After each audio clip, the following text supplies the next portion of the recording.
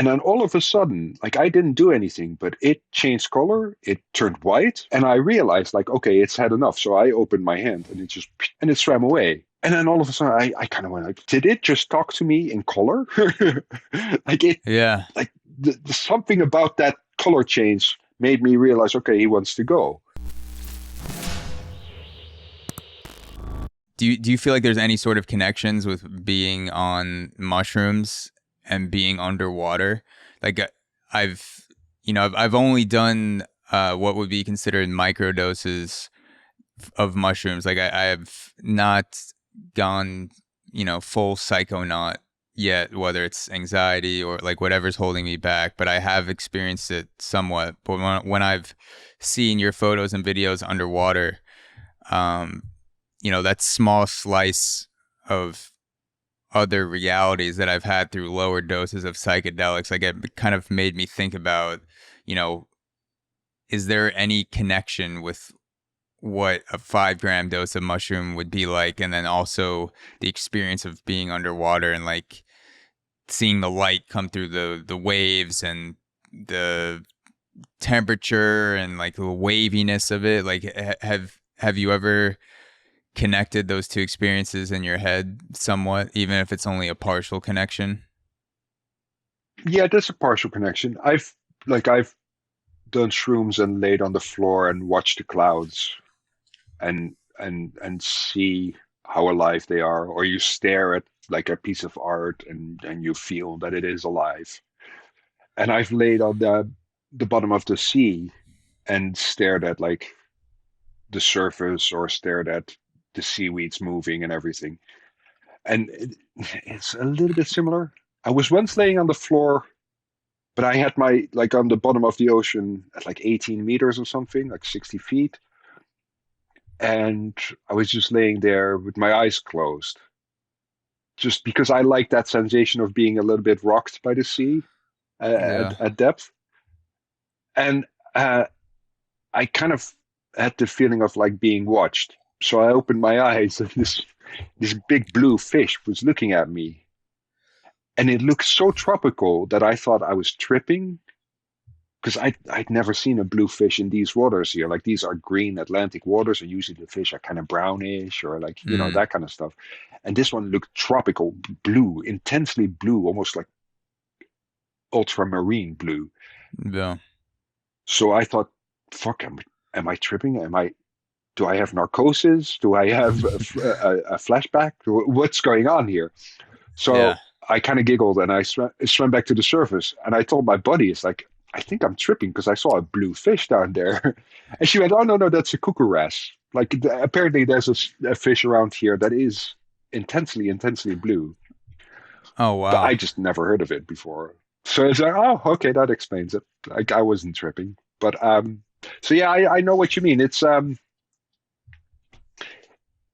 interesting.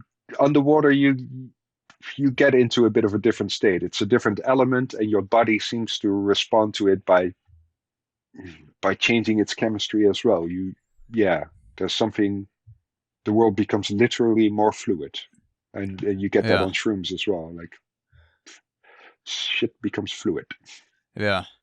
Well, you've spent, what I imagine is hundreds, even thousands of hours at this point in that fluid state underwater, encountering other animals like fish, dolphins, whales.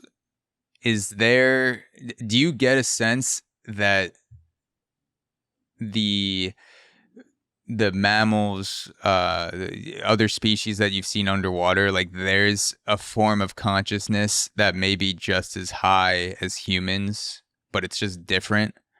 Like when you encounter dolphins or something like that, like a level of emotional intelligence? Because I've heard people talk about other animals that they've encountered underwater, and Mm. there's like this sense that there's an emotional communication happening between two beings, like two dolphins, that seems like there's a lot of intelligence there, but it's just not our language. Like they're doing it in a way that is complex and meaningful, but it's not. Mm. It's like it's not English. Like they're on some other plane. Do you ever get that feeling, or have you been like, nah, like they're just it's whatever. They're just animal talking. No, no, no. I very strongly get that feeling. What you're saying makes me think of two things. The first was when I was, I think 17 or 18, I was scuba diving and an octopus came and he came up to us. And like I was at that age already very much taught like you don't touch anything, but it started touching me. Mm. So then, all bets are off.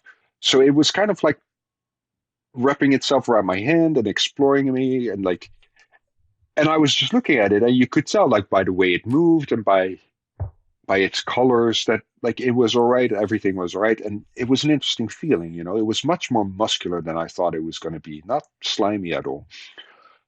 And then all of a sudden, like I didn't do anything, but it changed color. It turned white, and I realized like, okay, it's had enough. So I opened my hand, and it just and it swam away.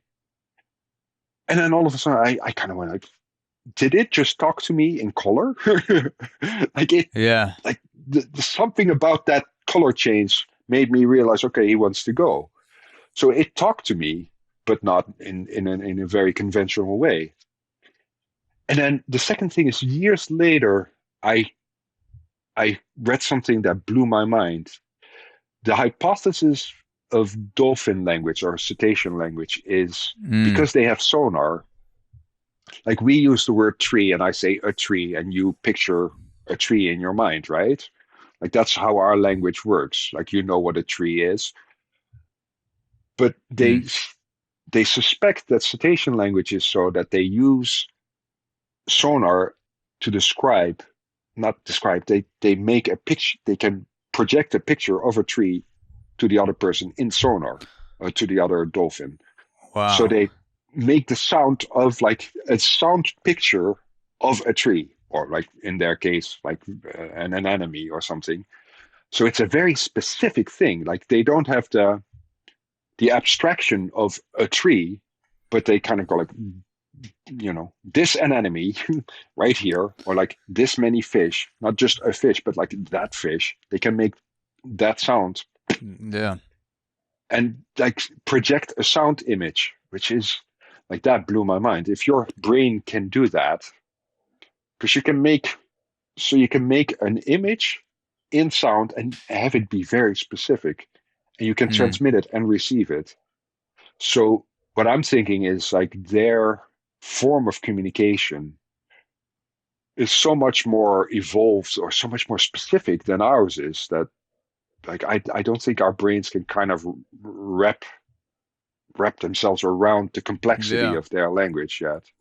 There's a lot to be learned there. But that they are speaking and that they have culture and like that they are teaching each other things, that's for sure. Like that's been proven.